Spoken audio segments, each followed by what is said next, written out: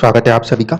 आज के इस जो वीडियो है इसके अंदर मेजर क्वेश्चन जो पूछा गया वो ये कि जीवन में एक संघर्ष है और जीवन का लक्ष्य क्या है। बहुत ही सटीक सवाल है और उतना ही सटीक जवाब देने का प्रयास करूंगा। वीडियो थोड़ी सी लंबी होगी लेकिन क्योंकि आप अपने ज़िंदगी को एक बार समझना चाहते हैं इसीलिए आप थोड़े शांति से इस चीज़ को समझिएगा कि जो कुछ आपकी ज़िंदगी करवा रही है वो आखिरकार हो क्यों रहा है। आपके सामने ये जो कुंडली बनी हुई है, ये कुंडली है सिंह लगन से बनती है, ठीक? और सूर्यदेव जो हैं वो आपके 7th हाउस में आके बैठे हुए हैं। अब इसके पहले हम पहले ये चेक करें कि लगन की स्थिति क्या है। तो आपका जो यहाँ पे लगन है वो है आपका मघा लगन। मघा नक्षत्र के जो स्वामी हैं वो होते हैं केतु देव। वो जाके बैठे हुए हैं कहाँ पर? आपके 12th हाउस में। 12वां घर किसको दर्शाता है? मानसिक परेशानियों को दर्शाता है। लेकिन केतु जो हैं वो अपने आप में एक अंतर मन के ऊपर प्रभाव रखने वाले ग्रह हैं। ऐसे स्थिति में केतु देव जहाँ बैठे हैं वो आपको परेशान तो रखेंगे लेकिन उसके बावजूद भी पॉजिटिवली आप कुछ बड़ा कर सकते हो, क्योंकि 12th हाउस में केतु को मोक्षदायक बताया गया है। अब मैं मोक्ष को भी समझाऊंगा। पहली कंडीशन, ये परिस्थिति अच्छी तो नहीं कही जाएगी क्योंकि ये मानसिक परेशानियां दिखाएंगी, मगर वो चुनौती नहीं है। उस चुनौती का हल अभी देख लेंगे हम लोग। दूसरी आपने एक बात और कही, केतु जो हैं वो बैठे हैं आपके गुरु के नक्षत्र में और गुरु जो हैं वो बैठे हैं आपके केतु के नक्षत्र में। इसका सीधा-सीधा अर्थ हुआ कि योग साधना, ध्यान, इन चीज़ों में ये सपोर्ट करेंगे। और कई बार ऐसा होगा कि केतु अपने आप को पंचम में महसूस करेंगे, ज्ञान में महसूस करेंगे, ज्ञान की बारीकी में महसूस करेंगे। गुरु अपने आप को 12वें भाव में महसूस करेंगे और वहाँ पे अगर गुरु जाते हैं तो उच्च राशिस्थ हो जाएंगे। ये भी बहुत अच्छी बात है। 5वें का स्वामी उच्च होना वो भी पॉजिटिव है। ये सारी चीज़ें तो ऊपर-ऊपर से बात हो रही हैं। 2nd हाउस में चंद्रमा बैठे हुए हैं जो कि 12th हाउस के लॉर्ड हैं। 12th हाउस के लॉर्ड का वहाँ पे बैठना उतना अच्छा तो नहीं कहा जा सकता, लेकिन फिर भी चंद्रमा को किसी प्रकार का ऐसा दोष भी नहीं मान सकते। लेकिन चंद्रमा 2nd हाउस में बैठे हैं। एक बात हमेशा ध्यान रखिएगा, जब कभी भी किसी भी कुंडली में चंद्रमा केंद्र को त्याग दे, अगर किसी भी कुंडली में चंद्रमा केंद्र को त्याग दें इसके बाद पंचम या नवम में भी रहें तो भी ठीक है। अगर केंद्र यानी 1, 4, 7, 10 और 5वें और 9वें भाव में चंद्रमा नहीं है, इसका मतलब है आपका जो ये जन्म है उसमें कुछ एक्स्ट्रा बर्डन है आपके साथ जो कि आप पे चलना है। उसी में एक होगी परिस्थिति और एक होगा आपका मन। ये दो अलग अलग चीज़ों के बीच उन लोगों को गुजरना होता है जिन कुंडलियों में चंद्रमा 2nd house, 3rd house, 6th house, 8th house या फिर 11th हाउस और 12th हाउस में होता है। तब आपके ऊपर भी दो दशाएं काम करेंगी, उस पर भी आऊँगा। अब ये तो चीज़ों को धीरे धीरे समझने की कोशिश करते हैं। पहले प्रॉब्लम क्या आई? सबसे पहले प्रॉब्लम जो है आपके कुंडली की वो है आपका शनि। आपके जो शनि देव हैं वो आपके देह राशि में आके बैठे हुए हैं। देह राशि में आके वो बैठे हैं तो यहाँ पे 3 चीज़ें हो सकती हैं। आउट ऑफ द 3 कोई एक चीज़ आप बहुत प्रबलता से महसूस करोगे। पहला कि आप अपनी ज़िंदगी में खुद को अपने रिलेटिव्स होने के बाद भी अकेला महसूस करोगे, एक चीज़ तो ये बनती है। दूसरा, क्योंकि वो देह राशि है तो आपको हो सकता है शरीर के ऊपर कई सारे कष्ट या बीमारियां भी महसूस हो रही हों। दूसरा, तीसरी कंडीशन जो है वो ये है कि यहाँ पे शनि क्योंकि राहु की दृष्टि से पीड़ित है, ऐसे स्थिति में कई बार आपकी जो परेशानियां हैं, बहुत ज़्यादा ह्यूमिलिएशन महसूस होना, आपका एक नर्वस ब्रेकडाउन जैसी कंडीशनों को क्रिएट कर रहे हों। पॉजिटिव तो मैं यही मानूंगा कि राहु शनि की राशि में बैठ के उसकी तरह प्रभाव कर रहे हैं तो वो फटीग, वो जो नर्वस ब्रेकडाउन की सिचुएशन है वो ना बने, ठीक है। लेकिन फिर भी दो चीज़ें यहाँ पे फिर भी लागू होती हैं, एक बीमारी और दूसरा अपनों के साथ होते हुए भी या अपने प्रोफेशन की वजह से, किसी भी वजह से, उनके प्रोफेशन की वजह से भी कहीं ना कहीं अपनों के साथ होते हुए भी उनसे दूरियां, चाहे आप अपने घर के अंदर रहे तब भी, आपका विवाह हो जाए तब भी, ठीक है। तो मेजर प्रॉब्लम जो है, मेजर चंक जो है वो है शनि का प्रभाव, जो कि पास्ट बर्थ से कनेक्ट होकर आते आते कहाँ पे गए हैं? सीधे सीधे चले गए हैं आपके देह राशि के ऊपर, ठीक है। अब बाकी की कुंडलियों का विश्लेषण करूं तो सीधे से बोलूंगा चंद्रमा की प्लेसमेंट थोड़ी सी चिंताजनक विषय भी तो नहीं है, लेकिन फिर भी 12वें का स्वामी अगर 2nd हाउस में आए तो खर्चे आपके बढ़े हुए रह सकते हैं, वो एक चीज़ है। दूसरा जो कंडीशन है, 5th हाउस का लॉर्ड होकर गुरु का 5th हाउस में बैठना अच्छी स्थिति है। भाग्य के अंदर मंगल का बैठना बहुत अच्छी स्थिति है। शुक्र का साथ में आके बैठना बहुत अच्छी स्थिति है। इसीलिए मंगल और शुक्र की जो युति बन रही है उसको हम अच्छा कहेंगे, ठीक है। वो भी केतु के नक्षत्र में आके बैठे हैं शुक्र, इसलिए थोड़ी सी चुनौती केतु के साथ जुड़ी है जो कि कर्म के साथ जोड़ेंगे अभी थोड़ी देर में। मैरिज लाइफ के लिए कहूँगा कि थोड़ी सी ज़्यादा चुनौतीपूर्ण स्थिति कही जा सकती है।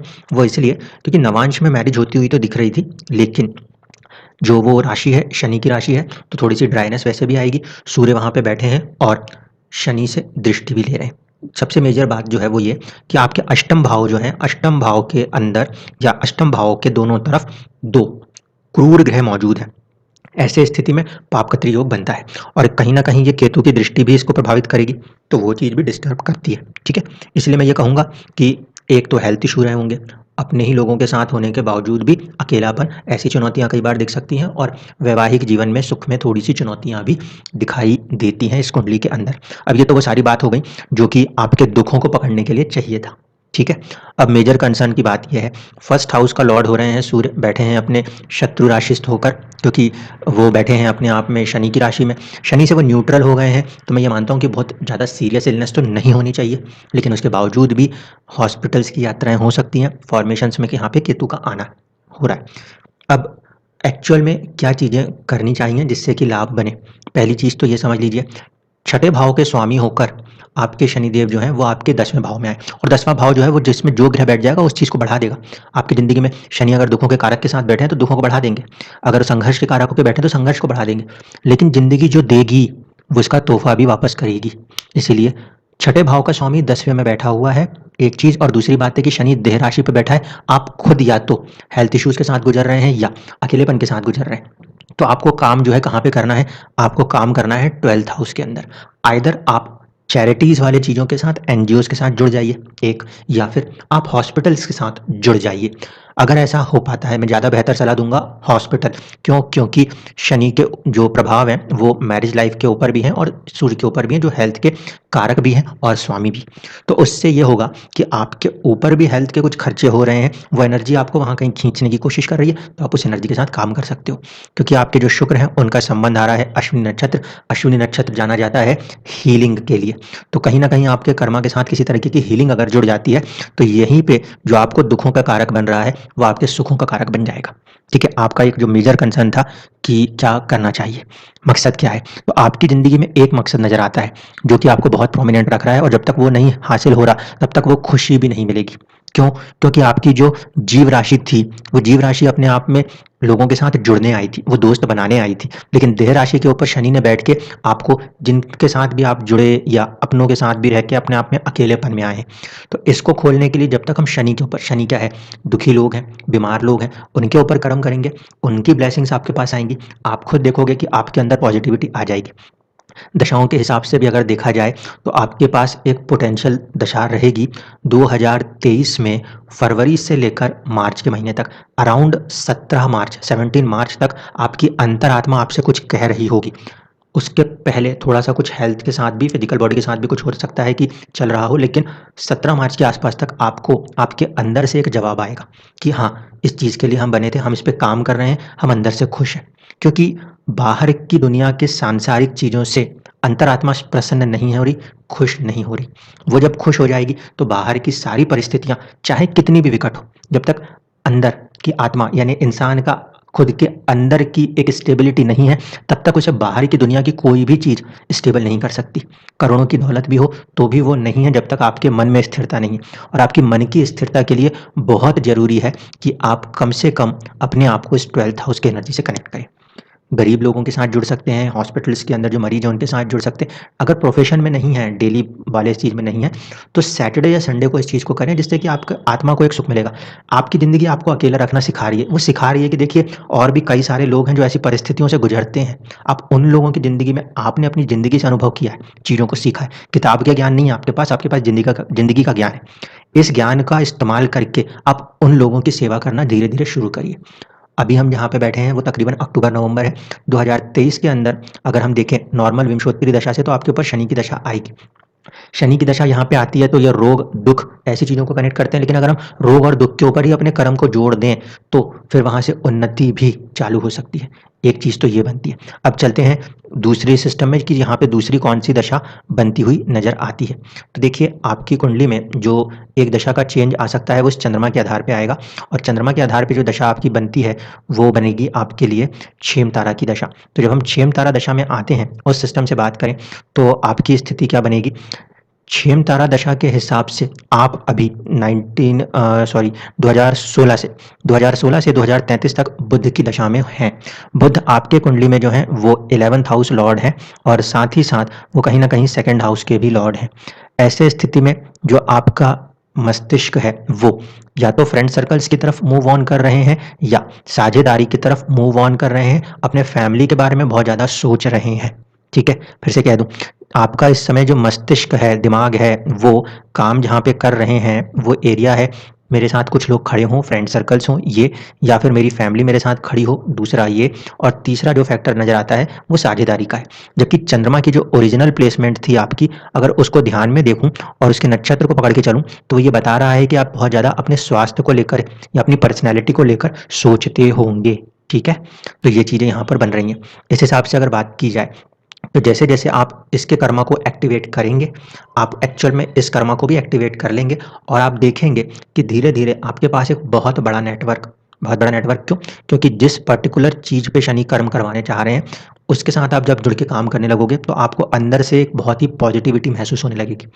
जितनी ज़्यादा पॉजिटिविटी आपके अंदर आएगी, आपके आसपास के लोग आपसे उतने ज़्यादा कनेक्ट होने लगेंगे। क्योंकि एक ही रूल है, जब इंसान दुखी होता है उस समय दुनिया उसका साथ छोड़ती है। एस्ट्रोलॉजी से ज़्यादा इंपॉर्टेंट है एक फैक्टर ऑफ साइकोलॉजी। जब मुश्किल वक्त आता है तो आपके साथ आपके लोग नहीं खड़े होते, इसीलिए वो वक्त मुश्किल होता है, वरना घड़ी वही है, कांटे वही हैं, चीज़ें वही हैं, ज़िंदगी वही है, बस परिस्थिति कभी देने आती है और कभी टेस्ट लेने आती है। तो बुरा वक्त आपका सिर्फ टेस्ट ले रहा है आपके लिए। ठीक है, यहाँ पे शनि की दशा शुरू होगी, शनि बहुत अच्छे ग्रह नहीं है, इस लगन में शनि कोई पॉजिटिव नहीं है, सारी बातें मानता हूँ मैं। लेकिन अगर आप धीरे धीरे किसी भी तरीके से हॉस्पिटल्स के साथ जुड़ के काम करना शुरू करते हैं, आप बीमारियों के ऊपर काम करना शुरू कर रहे हैं, वही इसी चीज़ को आप अपना एक फॉर्मेशन बना लीजिए सैटरडे संडे को, और अगर आगे हो सके तो और आगे बढ़ा दीजिएगा। धीरे धीरे जब यही चीज़ें बढ़ती जाएंगी तो आपको सारी चीज़ें यहाँ पे मिलने की संभावनाएं बन जाएंगी। वरना वही चीज़ है कि हम दुख के अंदर खुद को दुखी करते रहेंगे, इसके बजाय आपकी ज़िंदगी आपको एक मौका देती है कि आप दूसरे दुखी लोगों के ऊपर उनके साथ उनके दुख दर्द को बांटते हुए और भी ज़्यादा बेहतर, अपने लिए ठीक है परेशानी चल रही है, दूसरों के लिए आप जो बेहतर कर सकते हो उसको आप करना शुरू करो। जब आप दूसरों के लिए बेहतर करना शुरू करोगे, आपके अंदर वो पॉजिटिविटी दी जाएगी ताकि आप दूसरे को पॉजिटिविटी दे सको। ये मेजर कंसेप्ट है कि आपकी ज़िंदगी में जो स्थितियाँ चल रही हैं वो आपको सिखा रही हैं, आपको बना रही हैं ताकि आप उन चीज़ों से दुनिया में आगे कुछ काम कर सको। बुद्धि की स्थिति में बात करूँ तो आपका जो बुध की यहाँ पे दशा चल रही है वो बहुत अच्छी स्थिति है और अभी भी आप गुरु की दशा में चल रहे हैं, ज्ञान की दशा में चल रहे हैं, इसीलिए आपके पास पूरा 2023 पड़ा हुआ है।